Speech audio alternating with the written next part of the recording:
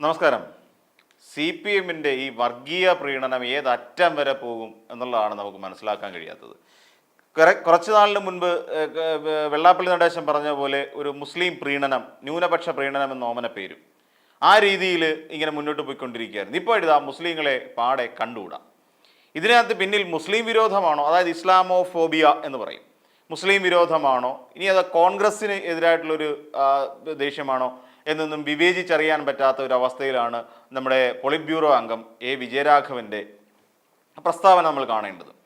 അതിനെതിരെ 4 പാട് നിന്നും വിമർശനം ഉയർന്നു വന്നുകൊണ്ടിരിക്കുകയാണ്. ഈ കാണിച്ചത് അല്ലെങ്കിൽ ഈ പറഞ്ഞത് തെറ്റായി പോയി എന്ന് തന്നെയാണ് കൂടുതൽ ഇത് കേൾക്കുന്ന 90% ആളുകളും ചിന്തിക്കുന്നത് അങ്ങനെ തന്നെയാണ്. ഒരു സമയത്ത് നമുക്കറിയാം ചില വിവാദങ്ങളുമായി ബന്ധപ്പെട്ട് ഇപ്പം യൂണിഫോം സിവിൽ കോഡ് അല്ലെന്നുണ്ടെങ്കിൽ CAA പോലുള്ള വിഷയങ്ങളുമായി ബന്ധപ്പെട്ടിട്ട് ഉടനെ മുസ്ലിങ്ങളെ കൂടെ നിർത്തുക, ലീഗിനെ കൂടെ നിർത്താൻ ശ്രമിക്കുക, ഇതൊക്കെയാണ് ചെയ്തുകൊണ്ടിരുന്നത്. എന്നാൽ കാലം മാറിക്കഴിഞ്ഞപ്പോഴേക്ക് ഇതാ കിടക്കുന്നു, ഒരു ഹൈന്ദവവൽക്കരണം CPM-നുള്ളിൽ നടക്കുന്നുണ്ട്.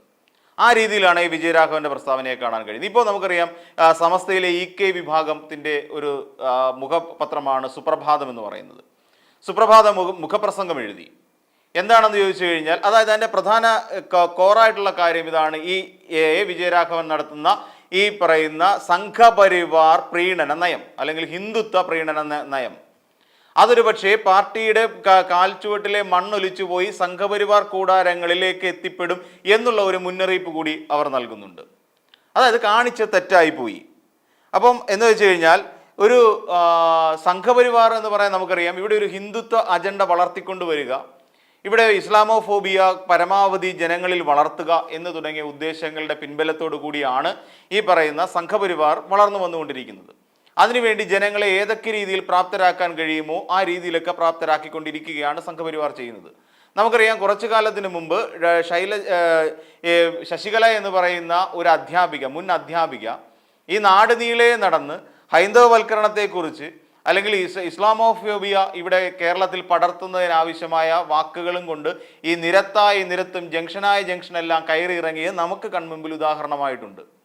പലരും അത് റെക്കോർഡ് ചെയ്യുകയും ഈ മൊബൈൽ ഫോണുകളിലൂടെ വോയിസ് ക്ലിപ്പുകളായി അത് പ്രചരിപ്പിക്കുകയും ചെയ്തതാണ്. അന്നൊക്കെ പറഞ്ഞ് ശുദ്ധ അസംബന്ധമായിരുന്നു എന്നുള്ള കാര്യം പിന്നീട് പല സഖാക്കന്മാരും അതിനെക്കുറിച്ച് വ്യക്തമായി പറയുന്നു. അന്നൊക്കെ ഈ ഇടതുപക്ഷത്തിൻ്റെ ഒരു നിലപാട് എന്ന് വെച്ച് കഴിഞ്ഞാൽ സംഘപരിവാർ വിരുദ്ധത തന്നെയായിരുന്നു. പിന്നെ എപ്പോഴാണ് ഒരു ഇസ്ലാം വിരുദ്ധത ഇവിടേക്ക് വന്നത്? പറയാനുള്ള കാര്യം ഇത്രയേ ഉള്ളൂ: വയനാട്ടിൽ രാഹുൽ ഗാന്ധി ജയിച്ചത് തീവ്ര മുസ്ലിം നിലപാടുകൾ ഉള്ളവരുടെ വോട്ടുകൾ കൊണ്ടാണ്, അല്ലെ ജയിപ്പിച്ചത് അവരാണ് എന്ന് പറയുന്ന തരത്തിലേക്ക് എങ്ങനെ ഒരു CPM പോലെയുള്ള ഒരു മതേതരത്വത്തെ വളരെ ശക്തമായി ഉയർത്തിപ്പിടിക്കുന്ന ഒരു പാർട്ടിക്ക് കഴിയുന്നു? അതായത് വിജയരാഘവന്റെ നാക്കിന് കൂച്ചുവിലങ്ങിടുകയാണ് പാർട്ടി ചെയ്യേണ്ട ഇനി ഒരു മര്യാദ എന്ന് വെച്ച് കഴിഞ്ഞാൽ. ഈ സുപ്രഭാതത്തെ നമുക്കറിയാം, ഈ സുപ്രഭാതം പത്രം ഉപയോഗിച്ചുകൊണ്ടാണ് പാലക്കാട് ജില്ലയിൽ തെരഞ്ഞെടുപ്പിന് വേണ്ട മുന്നൊരുക്കങ്ങൾ നിശബ്ദ പ്രചരണ സമയത്ത് നടത്തിയത് എന്ന് നമുക്കറിയാം. ഇതിനകത്ത് സന്ദീപ് വാര്യർ ഇവിടെ നിന്ന് കോൺഗ്രസിലേക്ക് BJP-യിൽ നിന്നും വന്നു കഴിഞ്ഞപ്പോൾ പണ്ട് ഈ സംഘപരിവാറുകാരനായിരുന്ന സന്ദീപ് വാര്യർ ഫേസ്ബുക്കിലൂടെ മുസ്ലിങ്ങൾക്കെതിരായി കുറിച്ച വാക്കുകളെല്ലാം കൂടി, പോസ്റ്റുകളെല്ലാം കൂടി കൂട്ടിച്ചേർത്ത് വെച്ചുകൊണ്ടായിരുന്നു അന്ന് സുപ്രഭാതം പോലെ ഒരു പത്രത്തിൽ ഇതെല്ലാം അച്ചടിച്ചു വന്നത്. ഒരു പരസ്യം, അതൊരു വലിയ വിവാദമായി മാറി. അപ്പോൾ അങ്ങനെ വരെ ചെയ്ത് മുസ്ലിങ്ങളുടെ വോട്ട് തങ്ങൾക്ക് വേണമെന്ന് പറയുന്ന ഒരു അവസ്ഥയിലേക്ക് കൊണ്ടുവന്നെത്തിച്ചു. ആ രീതിയിലേക്ക് പത്രപ്രചരണം ഉൾപ്പെടെ നടത്തിയ ഈ പാർട്ടിയുടെ ഇപ്പോഴത്തെ പോളിറ്റ് ബ്യൂറോ അംഗമായ ഒരു മനുഷ്യൻ കയറി എന്ന് പറയുകയാണ് രാഹുൽ ഗാന്ധി അവിടെ വയനാട്ടിൽ ജയിച്ചത് ഈ പറയുന്ന തീവ്ര മുസ്ലിം നിലപാടുകളുള്ളവരുടെ വോട്ടുകൾ കൊണ്ടാണ് എന്ന്.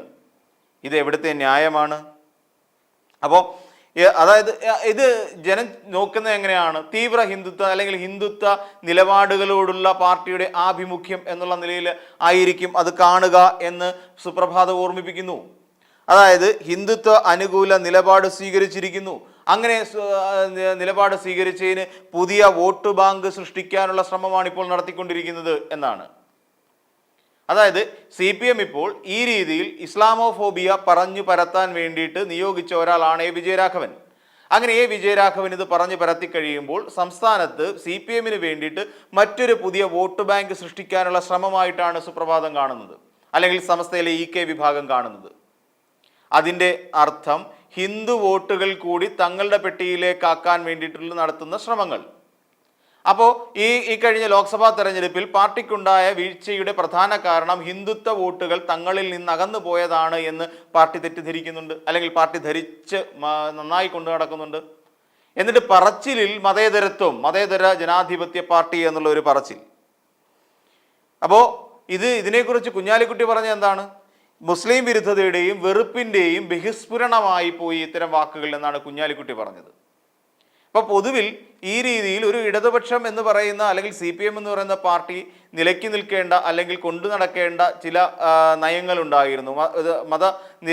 നിരാസത്തിൻ്റെ അല്ലെന്നുണ്ടെങ്കിൽ മത സൗഹാർദ്ദത്തിൻ്റെ ഒരു നയം കൊണ്ട് നടക്കേണ്ടതിന് പകരം ഇവിടെ സംഘപരിവാറിനേക്കാൾ ഉച്ചത്തിൽ വർഗീയതയെ വിളമ്പുകയാണ് ഇപ്പോൾ ചെയ്യുന്നത്. അതായത് സംഘപരിവാറിന് വളരാൻ വേണ്ട മണ്ണ് ഒരുക്കി കൊടുക്കുന്ന രീതിയിലേക്ക് CPM മാറുന്നു. നമുക്ക് കുറച്ചുകൂടെ കാര്യക്ഷമമായി പറഞ്ഞു കഴിഞ്ഞാൽ ഇതെല്ലാം സമസ്തയുടെ സുപ്രഭാതത്തിൽ വന്ന വിമർശനങ്ങളാണ്. കുറച്ചുകൂടെ വിശദമായി പറഞ്ഞാൽ സംഘപരിവാറുകാർക്ക് ഇവിടെ വളർന്ന് പടർന്ന് പന്തലിക്കാൻ വേണ്ട എല്ലാ അവസരങ്ങളും CPM എന്ന് പറയുന്ന പാർട്ടിയിലൂടെ ഉണ്ടാകുന്നു. പറയുന്ന BJPയുടെ ഒരു രണ്ടാം ഘടകമായി തന്നെ CPM പ്രവർത്തിക്കുന്നു. ഇതാണ് നമുക്ക് മനസ്സിലാക്കാൻ കഴിയുന്ന ഒരു കാര്യം. അതുകൊണ്ട് തന്നെയാണല്ലോ ഈ രീതിയിലുള്ള ഒരു പരാമർശം ഈ പറയുന്ന നമ്മുടെ വിജയരാഘവന്റെ ഭാഗത്ത് നിന്നുണ്ടാകുന്നത്. അപ്പോൾ എന്തു തന്നെയാണെങ്കിലും CPM അതിൻ്റെ നിലപാട് മറന്നുകൊണ്ട്, അതിൻ്റെ തത്വത്തിൽ നിന്ന് വ്യതിചലിച്ചുകൊണ്ട് ഒരു സാഹചര്യം സൃഷ്ടിക്കുക, അല്ലെ പ്രസ്താവനകൾ ഉണ്ടാക്കുക എന്ന് പറയുന്നത് തീർത്തും അപലപനീയമായ കാര്യമാണ്. അപ്പോൾ ആ നിലപാടിൽ നിന്ന് പാർട്ടി പിന്തിരിഞ്ഞ് നടക്കണം, അല്ലെങ്കിൽ പാർട്ടി വ്യക്തമാക്കണം, ഞങ്ങൾ ഇനി മുതൽ സ്വീകരിക്കാൻ പോകുന്ന നിലപാട് മൃദു ഹിന്ദുത്വമായിരിക്കും എന്ന നിലപാട് പാർട്ടി സ്വീകരിക്കാൻ തയ്യാറാവണം. അല്ലാത്ത പക്ഷം ഇതിനെയെല്ലാം മറ്റൊരു തരത്തിൽ മാത്രമേ ജനങ്ങൾ കാണുകയുള്ളൂ. വരാൻ പോകുന്ന തെരഞ്ഞെടുപ്പുകളിലെല്ലാം ഇതിൻ്റെ ഒരു വലിയൊരു പ്രതിഫലനം ഉണ്ടാകും. അപ്പം ഈ കഴിഞ്ഞ തെരഞ്ഞെടുപ്പിൽ ഒരിക്കലും ഹിന്ദുത്വ വോട്ടുകൾ മാറിയുന്നതുകൊണ്ടല്ല, വേണ്ട രീതിയിൽ സംഘാടനത്തിലുണ്ടായ പിഴവ് കൊണ്ട് തന്നെയാണ് ആ തരത്തിലുള്ള ഒരു വീഴ്ച പാർട്ടിക്ക് നേരിടേണ്ടി വന്നത്. ഉപതെരഞ്ഞെടുപ്പിനെ അനുസരിച്ച് നോക്കിക്കഴിഞ്ഞാൽ ഉപതെരഞ്ഞെടുപ്പിൽ എവിടെയാണ് പാർട്ടിക്ക് വീഴ്ച ഉണ്ടായത്? ഇവിടെ നമ്മൾ നോക്കിക്കഴിഞ്ഞാൽ ആ വീഴ്ചയെക്കുറിച്ച് നമുക്ക് പിന്നീട് ചർച്ച ചെയ്യാം. ചേലക്കരയിലെ ആ സീറ്റ് നിലനിർത്താൻ കഴിഞ്ഞില്ലേ? അവിടെ ലാഭവും ഇല്ല നഷ്ടവും ഇല്ലാത്ത ഒരു കണക്കിലല്ലേ അത് കൊണ്ടുവന്നെത്തിക്കാൻ കഴിഞ്ഞത്? അപ്പോൾ ഇവിടെ വീണ വോട്ടുകളെല്ലാം ഹിന്ദുത്വ വോട്ടുകളാണ് എന്ന് പാർട്ടി തെറ്റിദ്ധരിക്കുന്നുണ്ടോ? അങ്ങനെയാണെങ്കിൽ അത് പാർട്ടി വിചാരിക്കുന്ന അങ്ങേ അറ്റത്തെ തെറ്റിദ്ധാരണയാണ്. പാർട്ടി നശിക്കാൻ പോകുന്നു, CPM എന്ന് പറയുന്ന പാർട്ടി കേരളത്തിൽ ഇല്ലാതായാൻ പോകുന്നു എന്നുള്ളതിൻ്റെ അവസാനത്തെ, അല്ലെങ്കിൽ ഏറ്റവും തുടക്കത്തിലുള്ളതെന്ന് വേണമെങ്കിലും പറയാം. അങ്ങനെ ഒരു ഉദാഹരണമായി തന്നെ നമുക്ക് വിജയരാഘവന്റെ പ്രസ്താവനയെ കാണേണ്ടി വരും.